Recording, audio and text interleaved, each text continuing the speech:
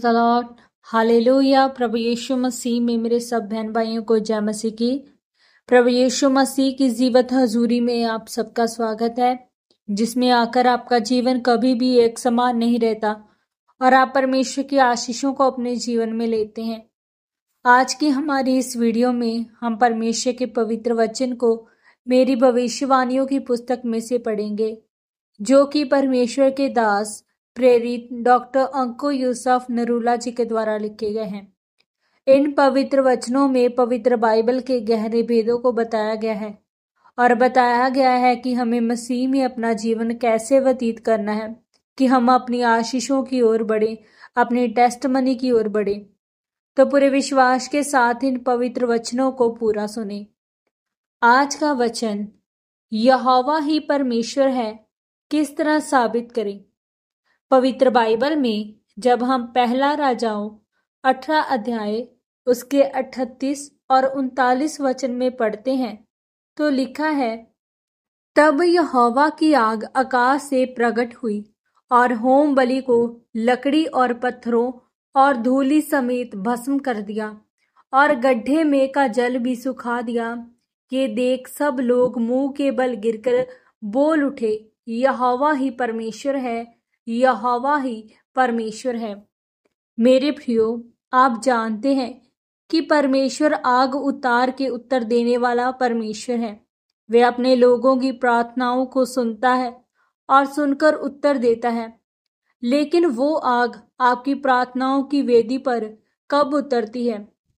जब हम पहला राजाओं की किताब में एलिया के बारे में पढ़ते हैं तो लिखा है कि उसने बाल के नबियों से कहा कि तुम अपने देवता से प्रार्थना करो और मैं यहोवा परमेश्वर से, और जिसका परमेश्वर जीवित होगा वो आग उतार कर हमारी प्रार्थना को सुनकर उत्तर देगा।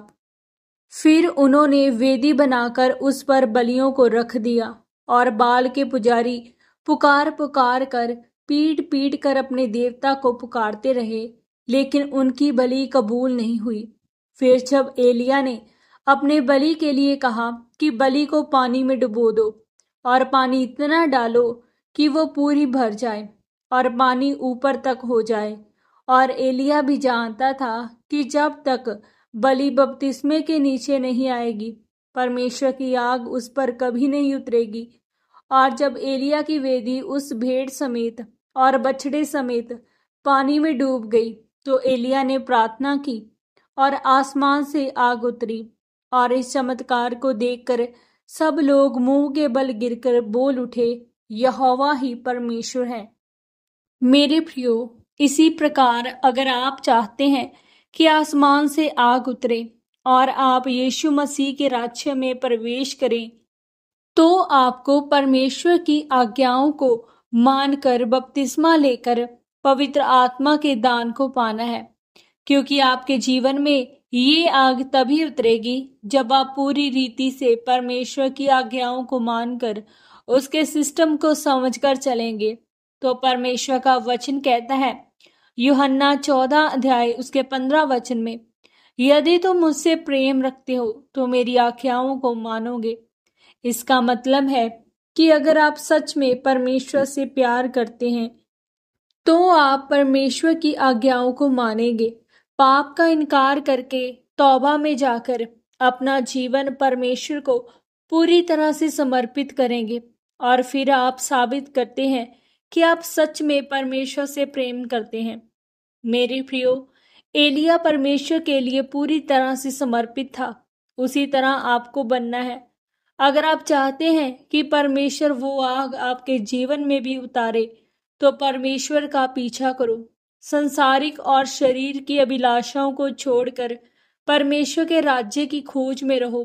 पाप को मौका ना दो। ज्यादा से ज्यादा समय परमेश्वर के साथ प्रार्थना में बिताओ। तब ऐसी आग आपके जीवन में उतरेगी और ऐसी आशीषें आएंगी जो आपने कभी सोची नहीं। आमीन। प्रार्थना। सर्वशक्तिमान परमेश्वर, इस वचन के लिए मैं आपका धन्यवाद करती हूँ। पिता, मैं प्रार्थना करती हूँ कि आप मुझे आत्मिक रूप से मजबूत कीजिए।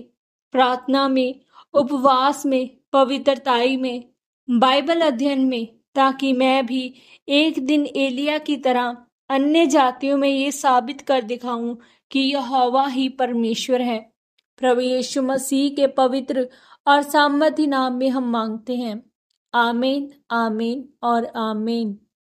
आज के इन पवित्र वचनों के पढ़े और सुने जाने के द्वारा और इन पर मनन करने के द्वारा परमेश्वर आप सबको बहुतायत से आशीषित करे। सबको जय मसीह की।